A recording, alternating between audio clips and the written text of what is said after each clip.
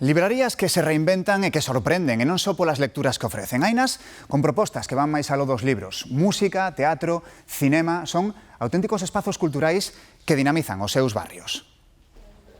En outubro, por esta libraría pasarán o escritor e compositor Raiden e a poetisa e artista galega Lucía Aldao, unha pequena mostra da súa frenética actividade no barrio coruñés da Agradorzan. Temos un espazo que é como unha especie de aula de usos múltiples que facemos dende feiras ata pequenas pezas de teatro, facemos unha actividade que mestura viño con poesía. Libros, grolos e moito máis é a carta de presentación do Galgo Azul, onde hai ata butacas de cinema e un amplo catálogo de literatura infantil e xuvenil.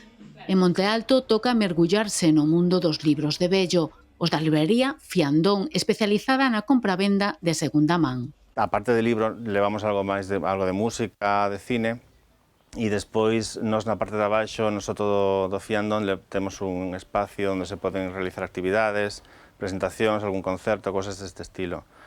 Temos algunha actividade cultural como cursos de pandeireta, por exemplo. Diferentes estrategias para adaptarse en tempos digitais. Si rexurdiu un pouco foi a necesidade da xente de ter acceso á cultura de forma máis simple e tamén, en certa medida, máis económica. Conseguindo construir este pequeno espazo social que facemos coa comunidade, eu creo que ten futuro.